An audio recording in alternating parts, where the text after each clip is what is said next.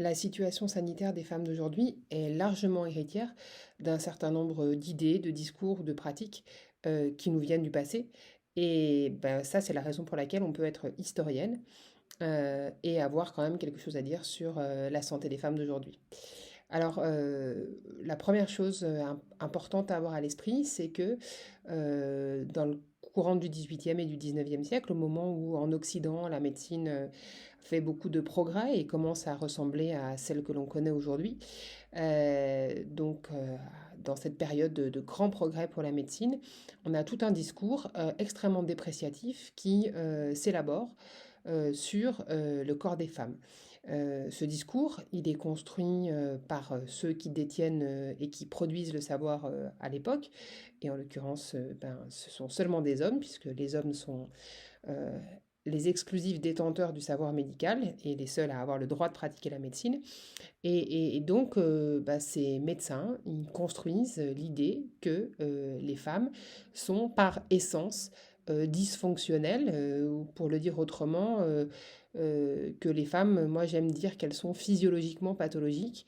Et donc, ils élaborent tout un discours et des savoirs sur ce qu'on a appelé la nature féminine. Et cette nature féminine, elle est faible et prédestinée à la maternité. Ça va évidemment avoir un avantage politique qui est d'exclure durablement les femmes de la sphère scientifique, de la sphère politique, mais ça a des conséquences de plus long terme.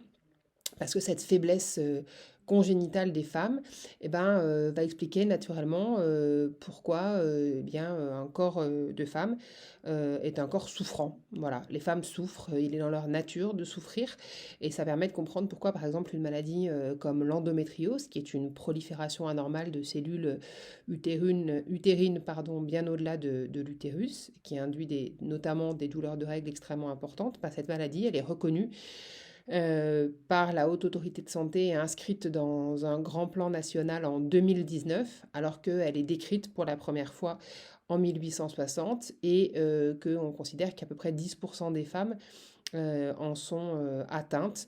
Mais voilà, l'idée que les femmes ont des douleurs de règles importantes et que ça fait partie de la vie des femmes d'avoir des douleurs de règles a longtemps empêché de percevoir le caractère anormal de certaines de ces douleurs.